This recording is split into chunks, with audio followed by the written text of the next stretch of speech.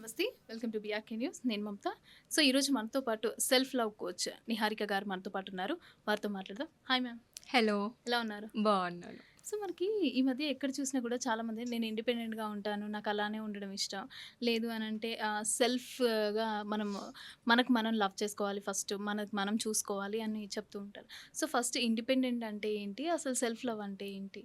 So, different meanings ఉంటాయండి. ఇండిపెండెంట్‌గా ఉండడం అంటే నేను పెరుగుతున్న జనరేషన్‌లో ఎస్పెషల్లీ హ్మ్. అమ్మాయిలకి ఇండిపెండెన్స్ అంటే ఫినాన్షియల్‌గా ఇండిపెండెంట్ అవ్వడం. సో హ్మ్. దట్ ఎవ్వరి మీద ఆధారపడకుండా వాళ్ళ కోసం వాళ్ళు ఉండడం. ఎందుకంటే హ్మ్. మన ప్రీవియస్ జనరేషన్‌లో గనుక మన పేరెంట్స్‌ని ఎస్పెషల్లీ మదర్స్‌ని చూసినట్టయితే వాళ్ళు చాలా ఫినాన్షియల్‌గా వాళ్ళ హస్బెండ్ మీద ఆధారపడి యెస్. ఉండేవాళ్ళు. డిపెండెంట్. అండ్ ఆ అండర్‌స్టాండింగ్‌లో చాలా బావుండేవి రిలేషన్‌షిప్స్. కాకపోతే ఇప్పుడు మనకి విమెన్ ఎడ్యుకేషన్ కానివ్వండి, మన పర్సనల్ గ్రోత్ కానివ్వండి, మన ఎక్స్‌పోజర్ కానివ్వండి, చాలా పెరుగుతూ వస్తుంది. హ్మ్. పాస్ట్ 10, 15 ఇయర్స్ నుంచి కూడా.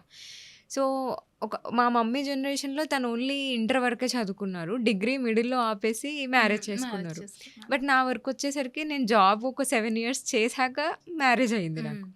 సో, టైం మనకి జనరేషన్స్ మారుతున్న కొద్దీ, సిట్యుయేషన్స్ మారుతున్న కొద్దీ మీనింగ్స్ కూడా మారిపోతూ అవును. ఉంటాయి. ప్రెజెంట్ జనరేషన్‌కొచ్చేసరికి సెల్ఫ్ లవ్ అంటే ఏం జరుగుతుంది అంటే, ఫస్ట్ మన నీడ్స్ ఏంటి అని మనం చూసుకోవడం. హ్మ్. అది ఫిజికల్‌గా, మెంటల్‌గా, ఎమోషనల్‌గా అసలు మనం ఏంటి? మనకి ఏం కావాలి? ఎప్పుడు మనం ఎలా ఉన్నాం? మనం అసలు మనకు ఎలా ఉంటున్నాము? అందరు చెప్పే మాటలు వింటూ పెరుగుతున్నాము. అవును. వాళ్ళు చెప్పేది నాకు సరైందా కాదా అసలు? నాకేం కావాలి? అనేది మనం ఎప్పుడైతే అర్థం చేసుకుంటూ ఉంటామో అదే సెల్ఫ్ లవ్ అంటే. హ్మ్. ఫర్ ఎగ్జాంపుల్‌కి ఇప్పుడు ఒక చిన్న బేబీ ఎవరైనా బాబు ఏడ్చాడనుకోండి, యూజువల్‌గా మనకి ఇనపడే ఒక జడ్జ్‌మెంట్ ఏంటంటే, "అబ్బాయి అయ్యుండి ఏడుస్తావేంట్రా? హ్మ్. నువ్వేమన్నా ఆడపిల్లవా?" అని చెప్తూ ఉంటారు. యెస్. బట్ అక్కడ వాడికి ఆ ఎమోషన్ ఒస్తుంది. బాధ అనేది ఒస్తుంది. బట్ చుట్టుపక్కల ఇతరులు చెప్పింది వినే వాడు ఐడెంటిటీ అనేది ఏర్పాటు చేసుకుంటారు ఆ చిన్న బేబీ అనేవాడు.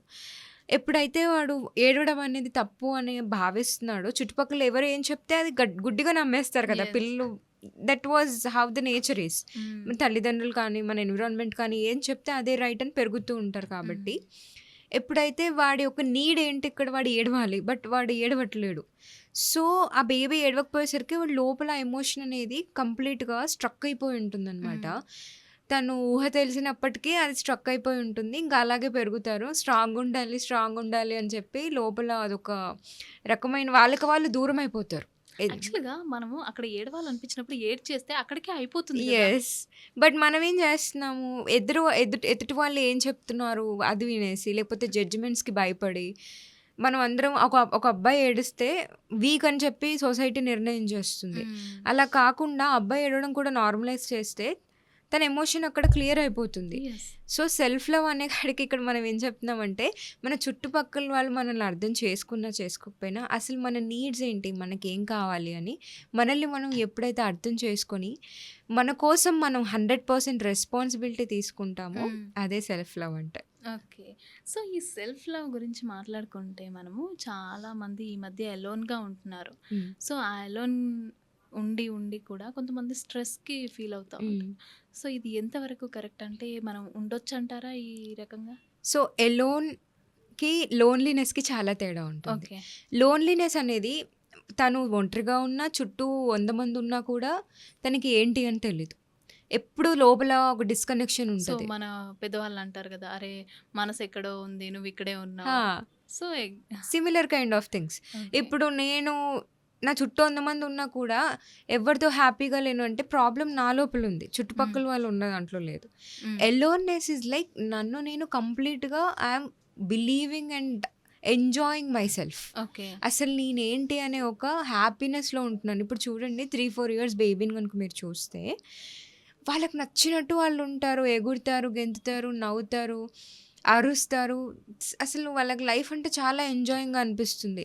పెరుగుతున్న కొద్దీ సొసైటీ కోసం మనం చాలా ఇట్లా మాట్లాడొద్దు, అట్లా మాట్లాడొద్దు, ఇది మేనర్స్, ఇది హైజీన్ అని చాలా చెప్తూ పెంచుతాం.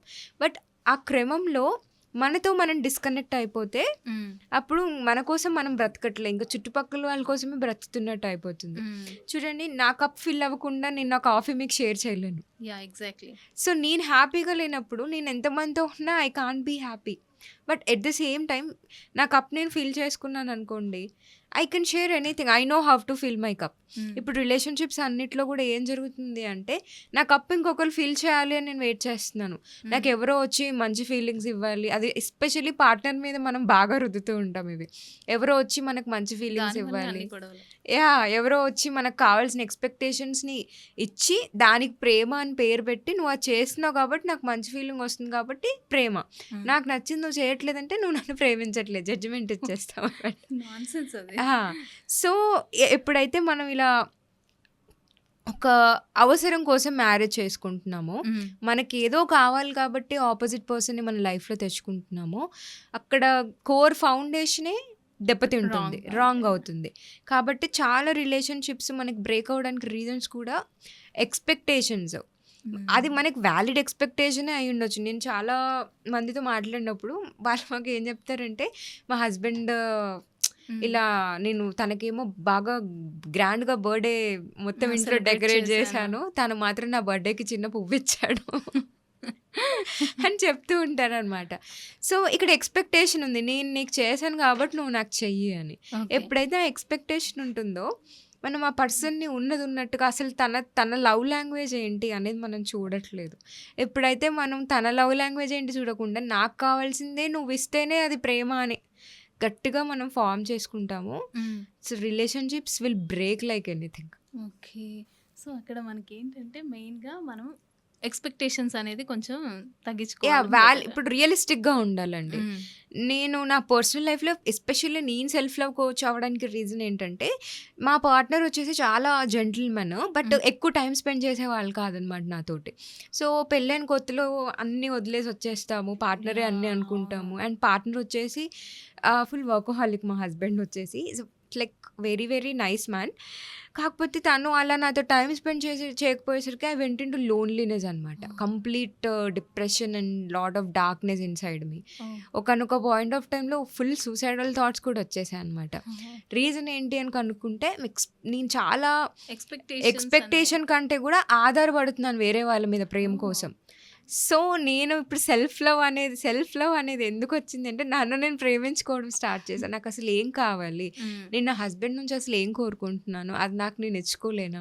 అప్పుడు లోన్లీనెస్‌లో నుంచి ఎలోన్‌నెస్‌కొచ్చేసా. అంటే నాతో నేను టైమ్ స్పెండ్ చేయడం మొదలుపెట్టా. అసలు హ్మ్. నాకేం కావాలి? ఏమంటే ఇష్టం? ఏం చేస్తే నా ఎమోషన్స్ నాకు స్టేబుల్‌గా ఉంటాయని కంప్లీట్‌గా నన్ను నేను హ్యాండిల్ చేసుకొని, ఇప్పుడు నా ఎక్స్‌పీరియన్స్‌ని అందరికీ షేర్ చేస్తున్నాను as a nice. Coach. So, ఇప్పుడు కొంతమంది సెల్ఫ్ లవ్‌కి సంబంధించి చూసుకున్నా, లేకపోతే నేను ఇండిపెండెంట్‌గానే ఉంటాను. నాకు ఇలానే ఉండడం ఇష్టం అనేసి పేరెంట్స్‌ని కూడా వదిలేసి బయటకొస్తున్న రోజులివి. సో, అంటే ఈ సెల్ఫ్ లవ్ ఇండిపెండెంట్‌గా ఉంటే సెల్ఫ్ లవ్ అనేది కరెక్టే అంటారా? సో, దొరుకుతుందంటారా? ఇక్కడ మనకి 2 టైప్స్‌లో మనం చూడొచ్చండి. హ్మ్. ఒకటి ఎదుటి వాళ్ళు నిజంగా మనల్ని అర్థం చేసుకుంటున్నారా అనేది. హ్మ్. నాకు ఒక ఎమోషనల్ గైడింగ్ సిస్టమ్ ఉంటుంది నా లోపల. We can say it soul connection, heart connection. Hmm. For example నాకు సెల్ఫ్ లవ్ కోచ్ అవ్వాలని ఉంది. నా హ్మ్. ఇంట్లో వాళ్ళు సపోర్ట్ చేయట్లేదనుకోండి, హ్మ్. నేను జాబ్ చేస్తున్నప్పటికీ నా బ్రెయిన్ అంతా ఎక్కడుంటుంది? Self love. సెల్ఫ్ లవ్ చేస్తే ఆ కోచింగ్ చేస్తే బావుంటుంది. నాకు సర్వ్ చేయాలని ఉంది. యెస్. నాకు అక్కడ మనీ ఒకటే కాదు కదా! మనకి యెస్. లైఫ్‌లో మనీతో మెంటల్ పాటు పీస్ ఒక అనేది. హ్యాపీనెస్, ఒక సాటిస్ఫాక్షన్ అనేది కూడా చాలా ఇంపార్టెంట్. నా పర్పస్ ఇది అని నాకు అర్థమైంది కాబట్టి, నేను ఈ ఫీల్డ్‌లోకొచ్చాను. I used to earn a lot like 50,000-70,000 per month. Hmm. But అదంతా వదిలేసి నేను ఇందులోకి రావడం is like a bold decision for me నిజం యెస్. చెప్పాలి యెస్. అంటే. యెస్. ఇప్పుడు ప్రతి చిన్నదానికి నేను మా హస్బెండ్‌ని అడగాలి. రూ. 1 నుంచి రూ. 1,000 అయినా, 10,000 అయినా మా హస్బెండ్‌నే అడగాలి. హ్మ్. But still I took that choice. ఎందుకంటే ఇప్పుడు కొంచెం కష్టపడితే నేను ఫ్యూచర్‌లో నా లైఫ్ నాది. హ్మ్. హానెస్ట్‌గా చెప్పాలంటే మన చుట్టూ ఉన్న వాళ్ళు మనకి ఎంత ఇచ్చినా కూడా, నేను నా లైఫ్‌ని ప్రతి క్షణం నాతో నేను అనుభవిస్తున్న విషయం యెస్. లైఫ్ అనేది. కాబట్టి చుట్టుపక్కల వాళ్ళది ఎంత పేరెంట్స్ అయినా అర్థం చేసుకోకుండా ఫోర్స్‌బుల్‌గా వాళ్ళకి నచ్చిందే చెయ్యాలి అని అంటున్న క్రమంలో, ఇప్పుడు చాలా వరకి బోల్డ్‌గా కొంతమంది బయటకొచ్చేస్తున్నారు. హ్మ్. సో, వాళ్ళ లైఫ్ కోసం వాళ్ళు రెస్పెక్ట్ ఇస్తున్నారు కాబట్టి దాన్ని మనం జడ్జ్ చేయాల్సిన అవసరం లేదు. ఓకే. ఈ లోన్‌లీనెస్ నుంచి బయటికి రావాలంటే ఏం చేయాలంట? జస్ట్ అసలు మీకు లోన్లీనెస్ అనే ఫీలింగ్ ఎందుకొస్తుందనేది ఫస్ట్ ట్యాప్ చేసి చూసుకోవాలి మన హ్మ్. లోపల. ఏం ఏం కావాలి మీకు? కావాలి? ఆ!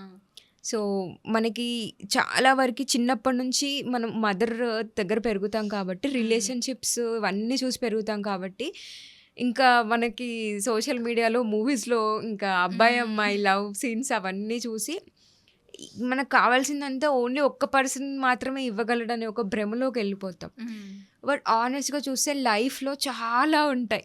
ఆర్ట్ ద్వారా మనకి ఎమోషనల్ హ్యాపీనెస్ రావచ్చు. ఒక డాన్స్ ద్వారా రావచ్చు. హ్మ్. నాకు పర్సనల్‌గా రీడింగ్ అంటే చాలా ఇష్టం. Books okay. చదువుతూ ఉంటాను. ఇప్పుడు నా బేబీకి 2 ఇయర్స్. ఎక్కువ టైం దొరకట్లేదు. బట్ ఒకవేళ టైం దొరికితే నేను ఒక బుక్ చదవాలి అని అనుకుంటాననమాట. ఆ తర్వాత నాకు స్పిరిచ్యువల్ విజ్డమ్ అన్నా కూడా చాలా ఇంట్రెస్ట్. వావ్! అలాంటి బుక్స్ చాలా చదువుతూ ఉంటాను. సో, మనకసలు ఎక్కడ టైమ్ స్పెండ్ చేస్తే మన ఏ ఎక్కడ మన ఎనర్జీ పెడితే మన లైఫ్‌లో హ్యాపీనెస్ వస్తుంది అనే విషయం గనుక మనం చూసుకుంటే, ఎవ్రీథింగ్ ఈజ్ ఫోకస్ అండి. హ్మ్. మనం మా హస్బెండ్ అది ఇవ్వట్లేదు, మా అత్తగారు అలా ఉన్నారు, మా మమ్మీ ఇలా ఉన్నారు, మా తమ్ముడు అలా ఉన్నారని ఫోకస్ పెడితే అదే మన జీవితంలో అవును. కనపడుతూ ఉంటది. అవును. ఒక్కసారి మనం లైఫ్‌లో బయటకొచ్చి ఎక్కడ నా ఫోకస్ అండ్ ఎనర్జీ పెడితే నా లైఫ్‌లో నేను హ్యాపీగా ఉంటాను అనేది మనం కనుక ఒకసారి చూసుకున్నామంటే, హ్మ్. అక్కడ లోన్‌లీనెస్ నుంచి మెల్లిగా, మెల్లిగా, మెల్లిగా మనం బయటికి రావడం స్టార్ట్ అవుతదనమాట.